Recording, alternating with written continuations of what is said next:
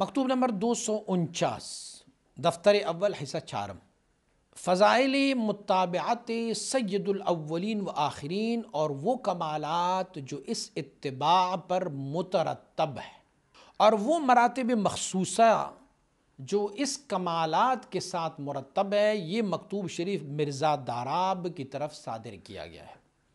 الحمدللہ والسلام علی عبادہ الذین اصطفیٰ۔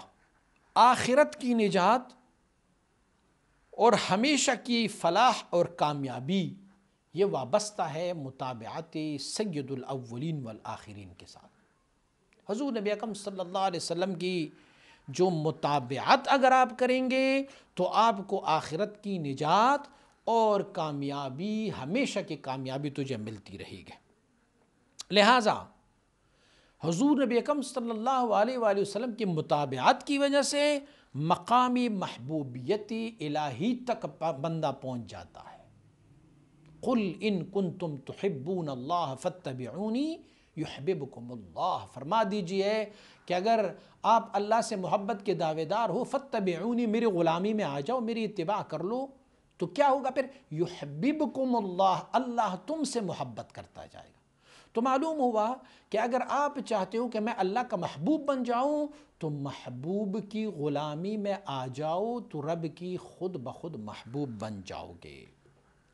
اور حضور نبی اکرم صلی اللہ علیہ وسلم کی اتباع کی وجہ سے آپ کو اللہ رب العزت تجلی ذاتی سے مشرف فرمائے گا۔ پچھلے والے مکتوب میں ہم نے یہ پڑھا۔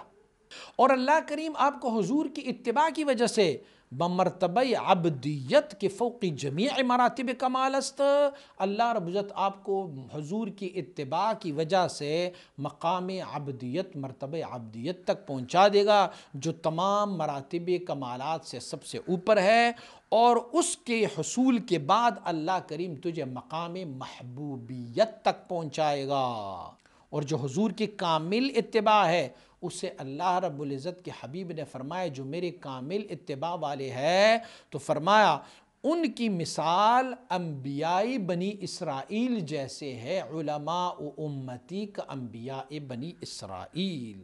اور جو اولو العزم انبیاء تھے نا، اولو العزم انبیاء، انہوں نے یہ آرزو کی تھی کہ پروردگارہ ہمیں بھی حضور کی متابعت پر ان کی امت سے پیدا فرمایا، اور فرمایا کہ لو کان موسیٰ حیا فی زمنی ما وسعہ الا اتباعی، یا پھر یہ ہے کہ لو کان موسیٰ حیا فی زمنہ ما وسعہ الا اتباعہ، اگر موسیٰ علیہ نبینا علیہ السلام حضور کے زمانے میں موجود ہوتے ظاہری طور پر تو انہیں کوئی اور چارہ نہ ہوتا بلکہ وہ حضور کی دین کو ہی فالو کرتے، ان کی امت میں ہوتے بس۔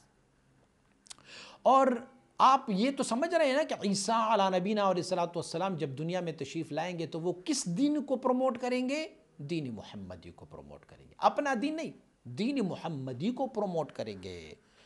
اسی طرح آپ کو یہ جو متابعت ہے حضور نبی اکرم صلی اللہ علیہ وسلم کے انبیاء اولو العزم نے دعائیں مانگی کہ اللہ ہمیں حضور کی امت میں سے پیدا فرما دے دے۔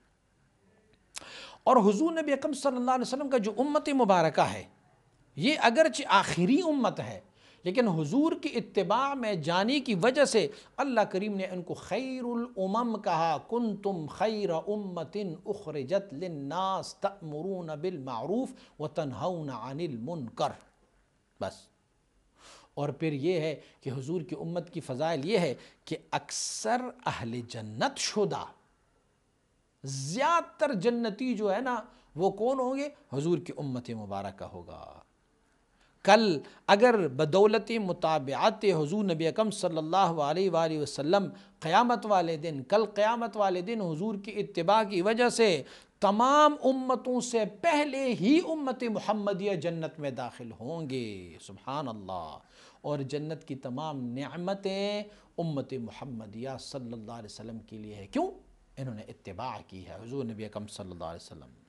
تو فعلیکم بمتابعتہ، آپ پر لازم ہے کہ حضور کی متابعت کر لو، والتزام سنتہ، حضور کی سنتوں کا التزام کرو اور ان کی شریعت پر عمل کرو۔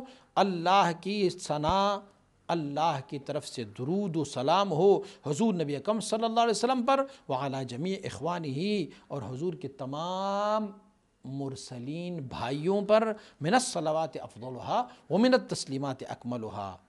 ایک سفارش بھی آپ کو کرتا جاؤں کہ شیخ اسماعیل جو ہے وہ از آشنایان معارف آگاہی حاجی عبدالحق است، جناب شیخ عبدالحق کی آشناؤں میں سے ہے، تو ان کی سفارش کی جاتی ہے، ان کا کوئی مدد کر لیا کرو، یہ ان کے لیے سفارش ہے۔ والسلام علیکم ورحمۃ اللہ وبرکاتہ۔